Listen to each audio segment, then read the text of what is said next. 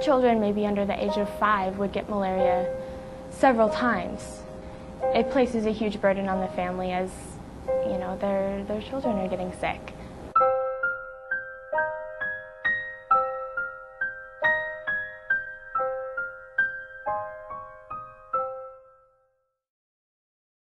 My name is Kathleen Ridgeway. I'm a junior this year at Duke, and my major is Program 2 in Global Health. The title of my Program 2 is Psychosocial Determinants of Infectious Disease Outcomes in Global Health. So I'm really interested in the ways that individual psychology and culture can influence the ways that infectious diseases are treated and the outcomes that they have. This summer I went to Togo. I was in a small village called Farendé in the northern region of the country. I was mainly doing a research project looking at the ways that malaria was understood within the context of the traditional healing system, which is really highly utilized in the entire population. I had talked to some students that had gone to Togo before and had been in either the village where I was or a neighboring village, but there's nothing like being there, and there's nothing like meeting the community members. Through doing a lot of interviews and focus group discussions, I learned that primarily people would actually self-treat with local herbal medications before going to the clinic.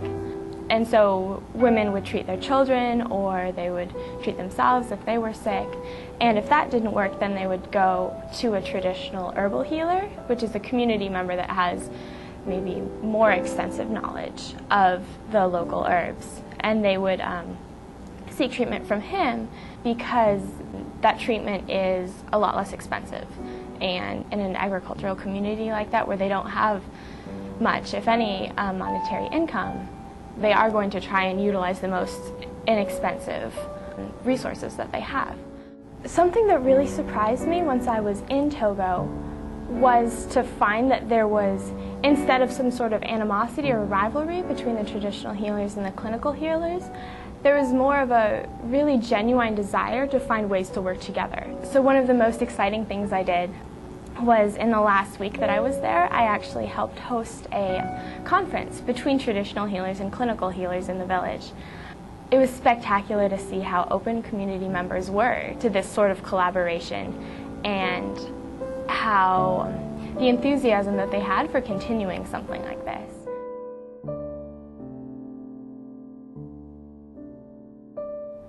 Having this experience available to me through the Aalok Modi grant and through the support of Aalok's family was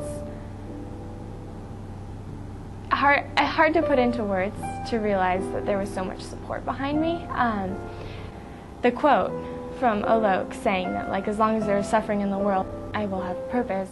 That's the greatest thing that I've taken away. Before going, I didn't really know what it would be like. And I knew that there would be immense challenges and that some parts would be fantastic. But I didn't realize how much I would love the challenges, and how much I liked pushing myself to be in this totally new environment and try and learn as much as I could. And try and, you know, learn how the community worked and try and make very real contacts with the community.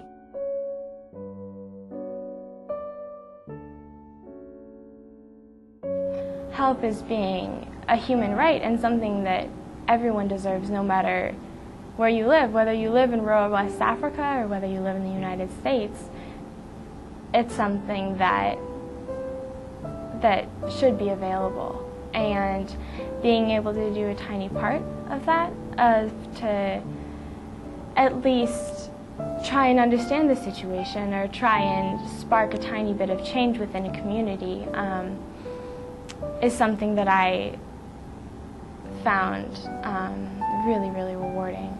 And I hope that with time and with continued efforts, the community can continue to work to make these healthcare systems work together in a more cohesive manner.